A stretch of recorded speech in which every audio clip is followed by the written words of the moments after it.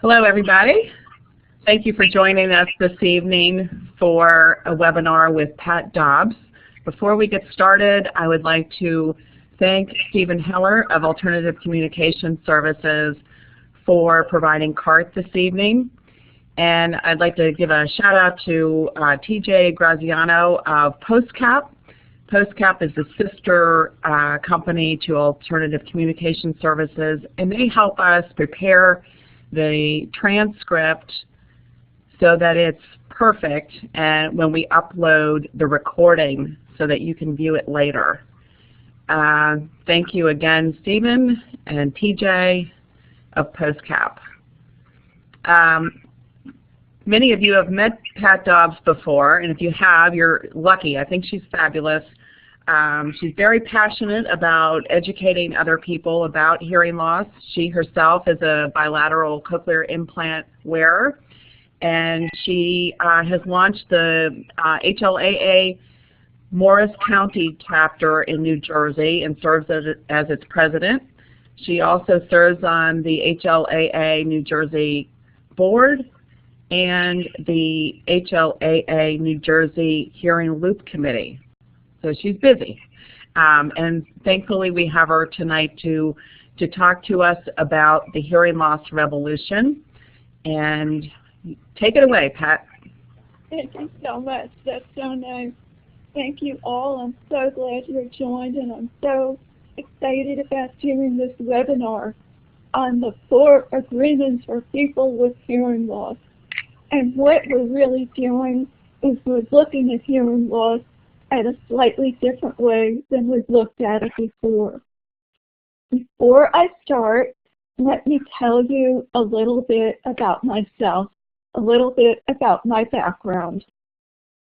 I was born with normal hearing, and when I was 20 years old, I started to wonder why people started to mumble and talk softly all of a sudden. I was really annoyed.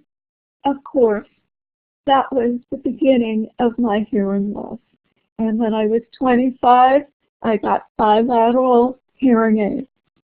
Through the years, my hearing declined a little bit. It was a steady decline. So every 5 to 10 years, I would get new hearing aids. And that was great that I got new hearing aids. But hearing aids can only amplify the hearing that you have. So the less hearing you have, the harder it is to hear, even with better hearing aids. Pat, if I could interrupt you for one moment. Sure. We're not seeing your seeing you. Do you have your video camera on? I have my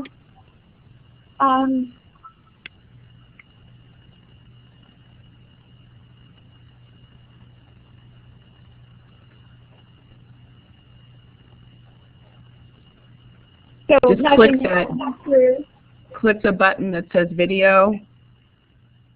So we saw you earlier. Yeah, it worked fine before. So if I press video, nothing comes through. Is your camera okay, how is that? I still don't see you. Can you try hitting that? The video button should be red.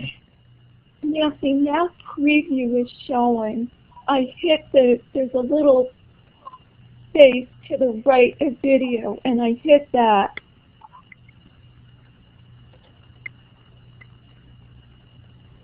Okay. Okay, there you go. Okay. Yep. Sorry, everybody. What's known as technical difficulties. Where I left off is that as my hearing got worse, even though I had better hearing aids, I didn't hear as well, because hearing aids can only amplify the hearing that you have. So what I realized is that as I heard less, I less and less told people that I had a hearing loss and how to talk to me so that I could hear them better. Why? I was ashamed. I was ashamed and embarrassed about my hearing loss, afraid of being stereotyped with any negative feelings or stereotypes about hearing loss.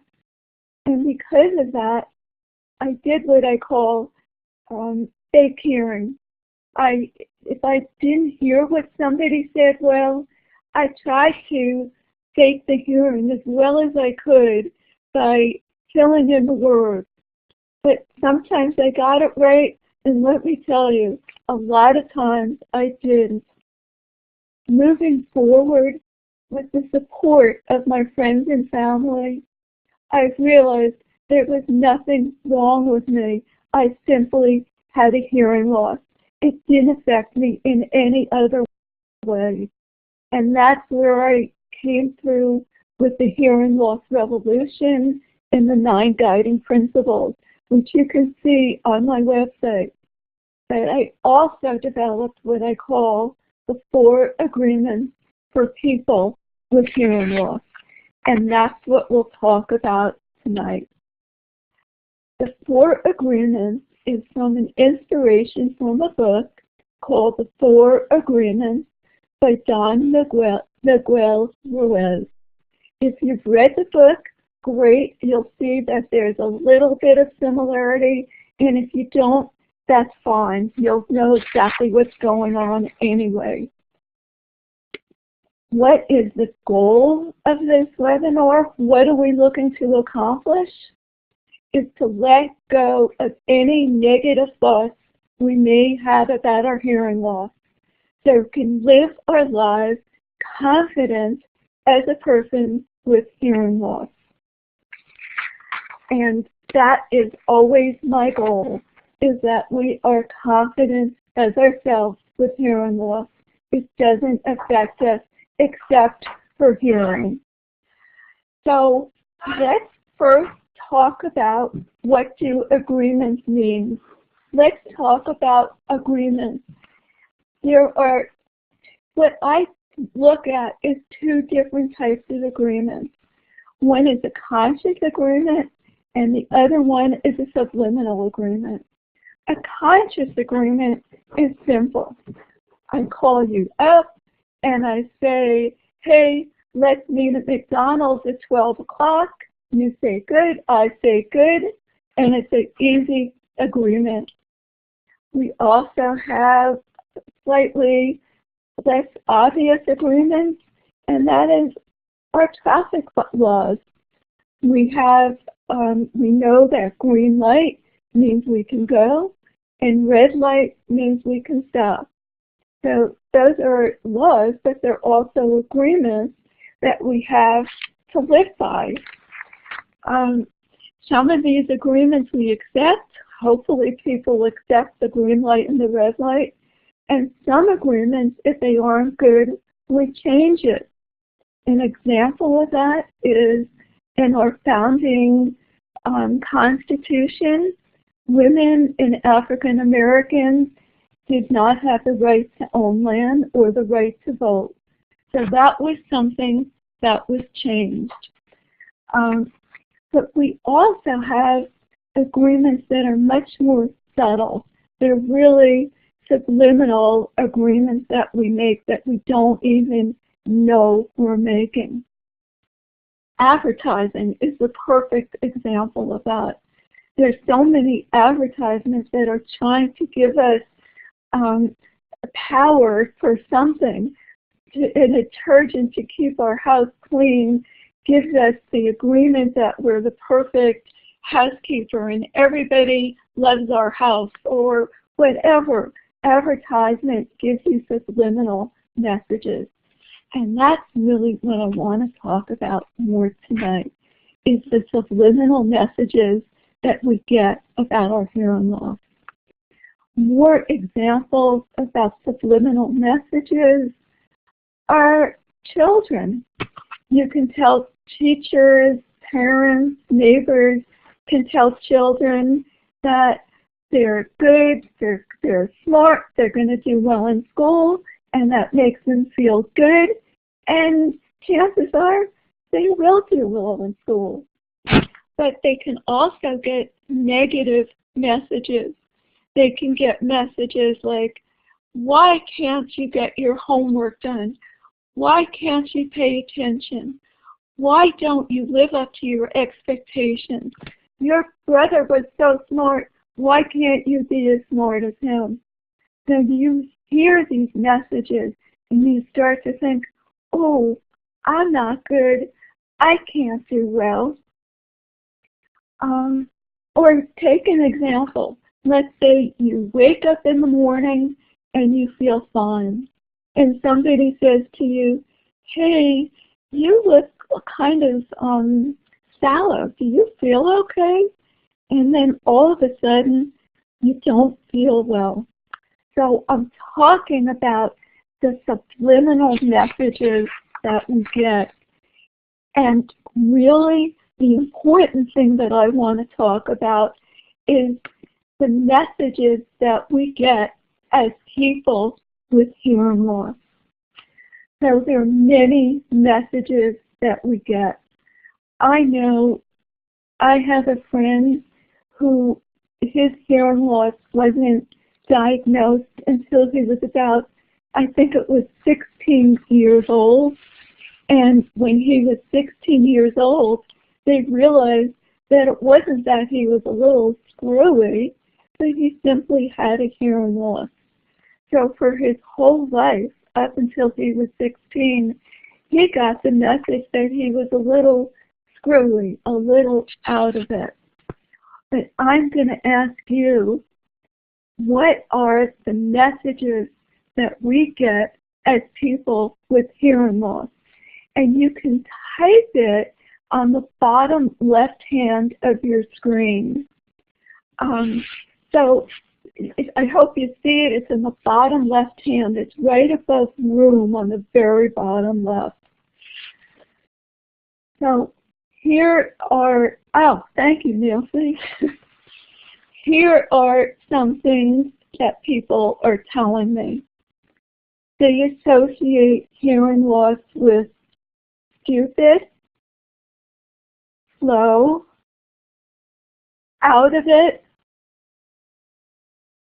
snob, are you lost? Yes, this is not part of things. Oh, this is good. Snob. I also heard snob. I think the point is we could go on for a while, but there are just plain negative stereotypes about people with hearing loss. I myself, I didn't know anything about hearing loss. Actually, the only person I knew with hearing loss was Helen Keller, and she was just a total inspiration. But other than that, I didn't have any, what is the word, role models to think well about people with hearing loss. It was before I joined HLAA. It was before I heard the motivating and inspirational words of Dr. Sam Trakin.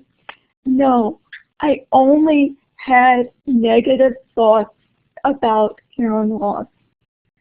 So I want us to be really careful about thinking about these stereotypes. Oops. Because it's important that we realize and look at these stereotypes. And why is it important? It's important for the same reason that I talked about the subliminal messages that we get. If we think of these subliminal messages as negative, then we feel negative about our hearing loss. Here's a quote: your beliefs become your thoughts. So if you believe that you're lesser because of your hearing loss, that's your thoughts. And then your thoughts become your words. Your words will be something like, I have a hearing loss. I can't do such and such. Your words become your actions. You stop advocating for yourself. You stop hearing. You stop being a part of the world. Your actions become your habits. Your habits become your values. And your values become your destiny. So if you accept these negative stereotypes, then that's the way you will act. So the 4 agreements for people for hearing loss is to really examine these stereotypes and question ourselves if we need to change what we think about ourselves with our hearing loss. In my mind, I needed to change the way I felt about my hearing loss. I needed to know that there was nothing wrong with me. Here's a preview of what the 4 agreements for people with hearing loss is. Be honest with yourself. Never make assumptions. Never take anything personally. And always do your best. Well, you're going to say, well, of course, I'm going to do all these things. But let's examine each of these agreements in relationship to our hearing loss. Okay, again, number 1, always be honest with yourself and others in relationship to your hearing loss. Well, the very first thing to talk about is to be honest with yourself about these stereotypes about our hearing loss. So, for example, stupid. Well, I have a question for you. Did you lose your intelligence as you started to lose or lost your hearing? Well, I don't think so. I think you just lost your hearing. Did you become a snob when you lost your hearing? Well, if you were a snob before, you're a snob now. But because your hearing loss, that didn't have anything to do with being a snob. Are you a little slower? Well, you might be, because it takes so much more energy to hear when you have a hearing loss. But it's just because there's so many more senses that you need to use.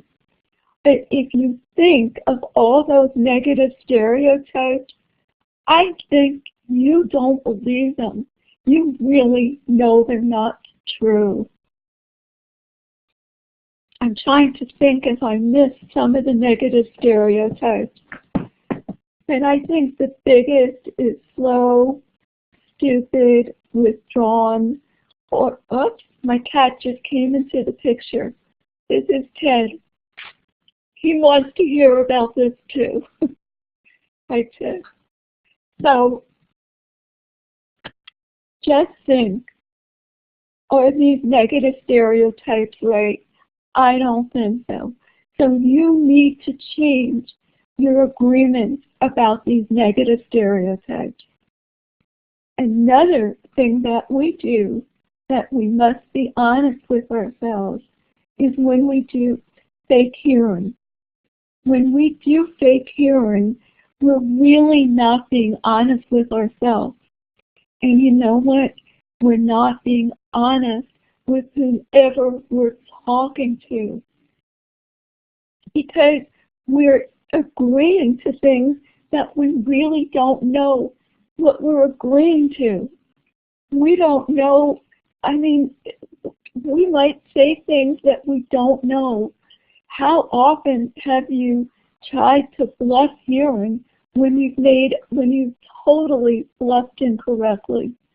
And because of that, you don't really know what's going on. And you're lying to yourself. But the same thing, you're not being honest to the person you're talking with. So I say, let's break the agreement of bluff hearing.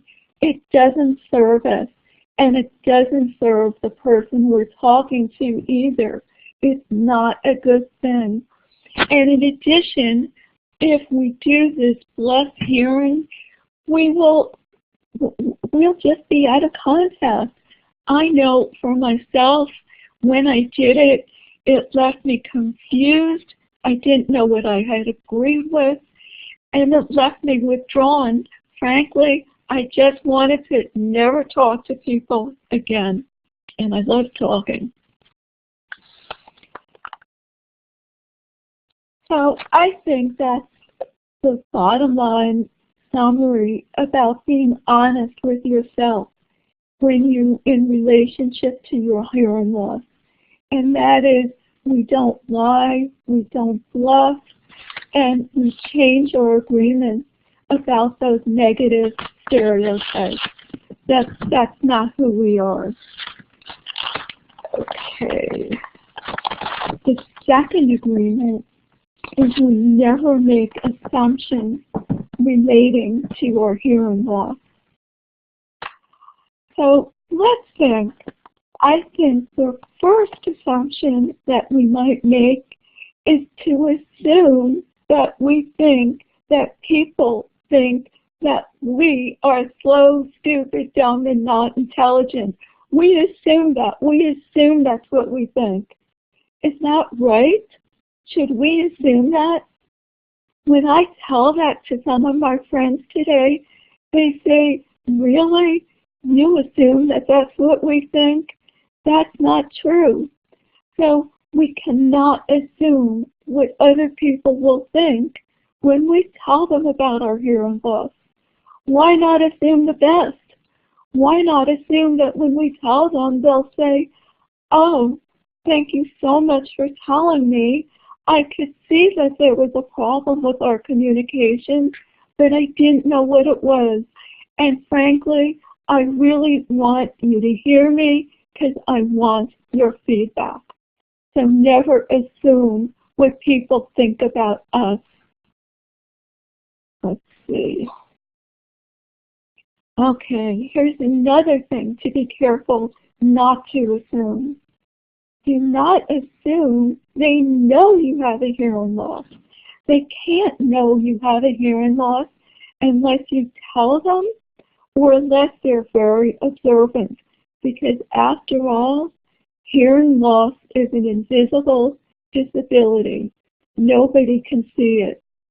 And to boot, hearing aid manufacturers try to sell us small and discreet hearing aids because we think we're embarrassed by it.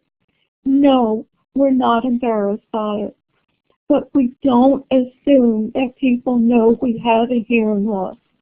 And going along with that, we do not assume they know how to talk to us so that we hear them best. They can't know. In fact, it's not always the same. It depends if we're tired or what kind of a room we're in or what the acoustics are.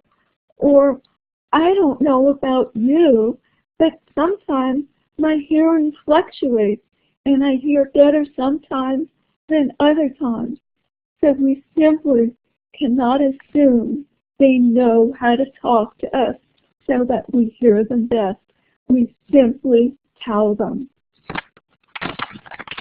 Oh, do any of you use assistive listening devices? I use assistive listening devices, and very often people are confused if I hand a microphone to them and ask them to speak into it. They're confused. They think that because I'm handing a microphone that it's going to amplify the whole room, and they get kind of nervous. So I simply explain, this is an assistive listening device, and it simply helps me hear better.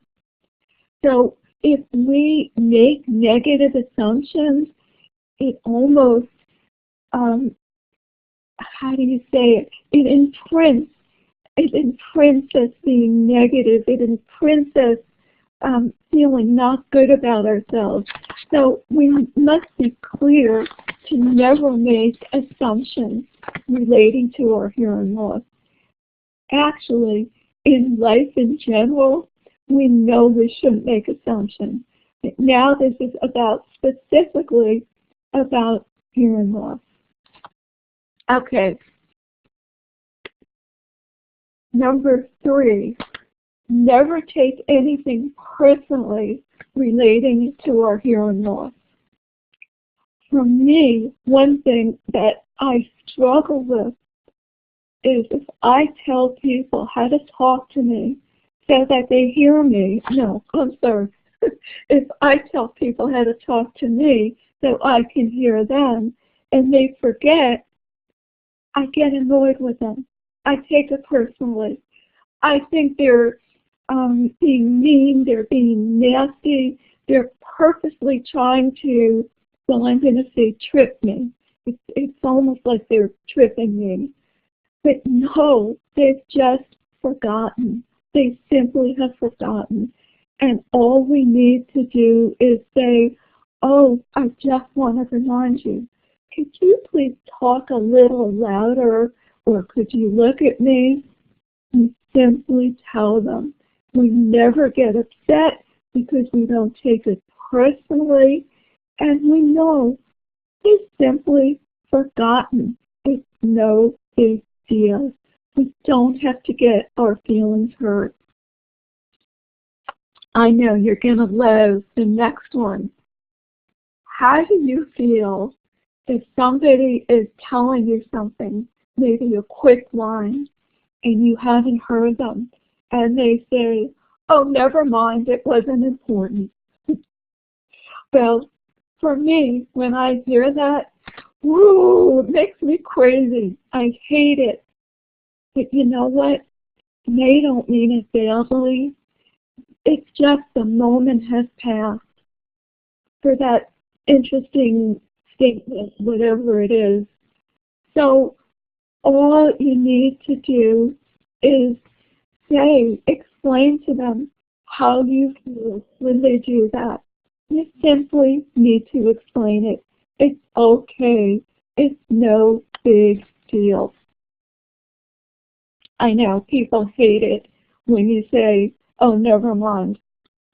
Okay, here's another thing that's easy to take personally.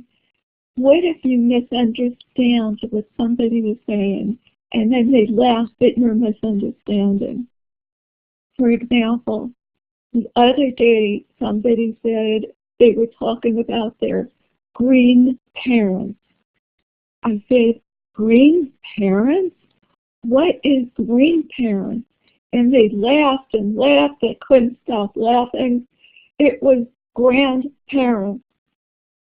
It was funny. But you know what? They weren't laughing at me. It wasn't a personal down on me. It was just funny. And if you can not take these things personally, it frees you to not spend energy on any negative feelings or thoughts.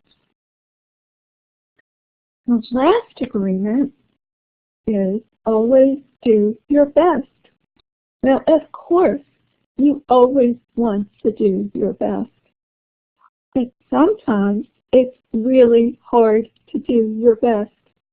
I don't know about you, but if I'm tired, it's hard for me to do my best. If I'm tired, it's hard to advocate for myself. It's hard to say to someone, if I hadn't heard them, oh, I'm so sorry. I haven't heard you. Could you talk louder or slower? If I'm tired, it's really hard for me to do that. In fact, I get kind of grumpy if I haven't heard what somebody is saying. Now, that's really not a very productive thing to do, but I can't help it. Sometimes I do that. So when we always say do your best, we understand that sometimes it's hard.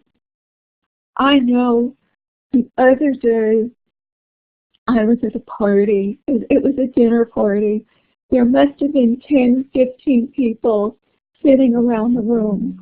And they were talking left and right and crosstalk and 2, 3, 4 people talking at the same time. And I'll tell you, there's nothing I could have done in this case to advocate for myself. I couldn't say to each person around the table, could you please talk a little slower or louder, or could you look at me? It wasn't going to happen. And I got to tell you, I was not a happy trooper. I was not happy about the situation. And I felt like a victim. I felt really bad for myself. But after thinking about it, I went back to the 9 principles of the hearing loss revolution, and it got me back on track. And I realized I was not a victim. I just have a hearing loss. And I excused myself. I explained to the host I couldn't hear, and I went to the living room, and I sat there. And you know what? People came and joined me because they couldn't hear me. So, of course, we should always do our best. We should never go to negative thoughts about our hearing loss. We should never take ourselves seriously and make assumptions about ourselves and take it personally when people don't talk to us so that we hear them best. We never need to do that. We simply do the very best we can. So this is the 4 agreements for people with a hearing loss is again to empower you to live a confident as a person with hearing loss. I originally taught this course last year, and it was a 4-week course, and it was an hour and a half each session, and we had time to process the information, talk to each other about it. So I'm sorry I can't be more interactive talking with you, but I hope that it's clear with the 4 agreements for people with hearing loss that you need to let go of any negative thoughts you have about your hearing loss. You need to do that so that you can advocate for yourself easily. And I know it's not easy to hear when you have a hearing loss. I know you need to get hearing aids or cochlear implants. You need to use assistive listening devices. You have to use energy lip reading, face reading, and perhaps fill in the words that you haven't heard. But we can do it. And so many of us with hearing loss have achieved amazing, wonderful things. And you see that day in, day out when you talk to people from the Hearing Loss Association of America, which of course is the most amazing organization in the world. So I thank you all for joining me for the 4 agreements with the hearing loss. I hope this helps you feel, I hope it helps you let go of any of these negative stereotypes, because they are truly and absolutely not true.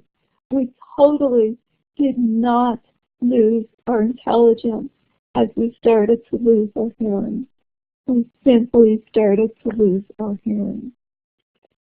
I'll have more information and more videos on the hearing loss revolution on my website, which you can see here. It's hearinglossrevolution.com. So I thank you all so much for joining me today. I'm so happy to have told you about the 4 agreements. Nancy, is there any way that people can ask me questions if they want Yes. to, or does that Yes. work? People can ask questions of you by typing them in the chat box, and then I will repeat them so that they're part of the CART transcript. Okay, so we do have a question, and the question is, Why oh, so many businesses, especially medical offices, do not have hearing assistive devices? I'm sorry, Nancy. Your question is why do so many businesses medical offices do not have hearing assistive devices? Okay, okay. Right. Because we need to let them know that we need them. We really need to let them know that we need them. You would think that a medical office would know that, but they don't. And I'll give you an example of how people don't know. The New York City chapter of HLAA had a special, they got a, one of the Broadway theaters to install a hearing loop, the Neanderthal theater. And our chapter was so excited because we were going to see the show Wicked with the hearing loop. We were so excited. And you know what? The loop did not work. We went to the manager and told him. He said, "Thank you so much for telling us. We did not know." So I think that it's our job to let our medical offices know that we need them. I know if you go to a doctor's office, you check in, and then they call your name. Well, I don't know about you, but I'm always a little on pins and needles because I'm sure I'm not going to hear them call my name. So actually, I know that I should tell them all they need to do is get a hearing loop. It would be so easy to do it.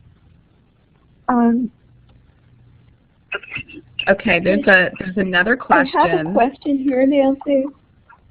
I really have trouble thinking that people are laughing at me. Do you have any tips or techniques that you would use so that you stop talking? Do you have any tips or techniques that you have used so that you stop talking things personally? It's not just misunderstanding messages. It's the clumsiness of losing my balance. So it sounds like we have a couple of questions. The first one is thinking that people are laughing at us. You know, maybe we do think some things that are funny, like misunderstanding what people are saying.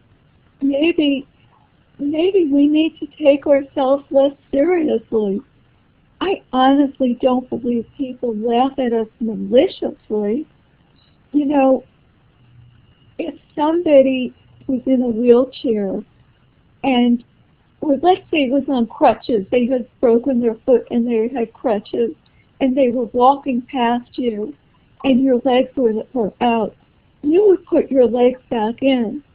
Well, it's the same thing. If people understand that we have a hearing loss, they'll talk to us clearly. And it's simply for us to tell people that I don't believe that people are malicious. If we explain to people we have a hearing loss, I really believe they'll try to work with us as well as we can. And, you know, if you lose your balance, well, you know what? Other people lose their balance too. And I think people are going to be more concerned that you don't fall to help you out. So I hope I've answered your question. I hope that makes some sense. But I really don't believe that people want to make fun of us.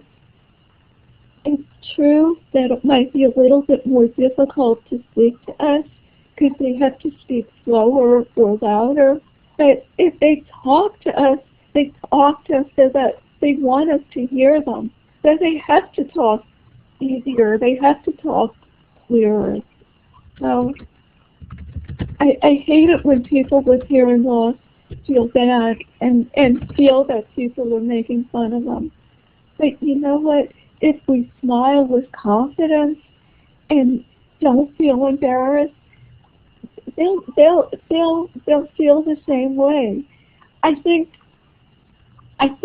it's really for us to change how people think about us. If people think about us as slow or stupid, it's for us to change that. So for example, with fake hearing, if we instead of telling people how to talk to us so that we hear better, instead we fake hearing and give a ridiculous answer, well, no wonder they think people with hearing loss are a little bit out of it. So it's our job to change that perception. And we need to first change ourselves, change our perception, and then the perception of the people at large will change about us too. But I believe we first have to change how we feel about ourselves before people will change how they think about us. And once they change how they think about us, the next generation of people with hearing loss, when they see our questions of feeling, of accepting these negative stereotypes, they'll laugh and go, oh wow, can't believe they felt that way. But we're going to be the people that need to change those stereotypes and not thinking anymore. Steve pointed out, I think there will always be people who make fun of others, and that's truly their problem, not ours. Very true. Okay. I think there will always be a few people who make fun of others, and it's truly that's their problem. Oh, I'm sorry, you just read that. I'm sorry, I didn't hear it. That is so right. I heard it. Never apologize for our hearing loss. Explaining and making requests, but not apologies. So true. I love that. And you know what? On the same token, if you don't hear what somebody says and you want them to repeat it, don't go, oh, I'm really so sorry. I have a hearing loss and I haven't heard you. I'm so sorry to make you go through the extra trouble, but could you talk a little bit louder? No, no, no. Don't apologize. You know, we didn't ask for our hearing loss. We just got it for different reasons. I mean, nobody in my family has hearing loss. Everybody's got bad eyesight. But me, I got lucky. I got hearing loss. But when I ask people, I simply say, could you please, I have a hearing loss. I really would appreciate it if you could talk a little louder. Thank you so much. And that's it. Oh, when people say that, right. When people say it's not important when we ask them to repeat them, it's like they are saying we are not important. Ouch. But I'd like to say back, well, it is important to me. You are important enough to me, and I would like to know what you said. That's beautiful. I don't know who said that, but whoever said that is beautiful. You know, sometimes the moment gets lost and they don't want to explain it to you, but we need to explain to them that it makes us feel like we're not important. Because having a hearing loss does not make us not important. It simply means we have a hearing loss. That's it. Thank you. Well, okay, I don't see any other questions at the moment, but if you think of questions, you can always talk to Pat in St. Louis this summer, where she'll be presenting a workshop. And I know she'll be wanting to continue the conversation if she can. And you can also talk. Pat, thank you very much. This is so informative. I think this really helps a lot of people, those that are new to hearing loss and those that aren't so new to hearing loss. You've kind of bundled it in a package, and it's very, very helpful. So thank you again. Thank you again to Steve Heller for providing CART this evening. The session has been recorded so that you can replay it at your leisure. It's usually up on our website within about a week or two. So you can look for it there, as well as all the other webinars that we've done.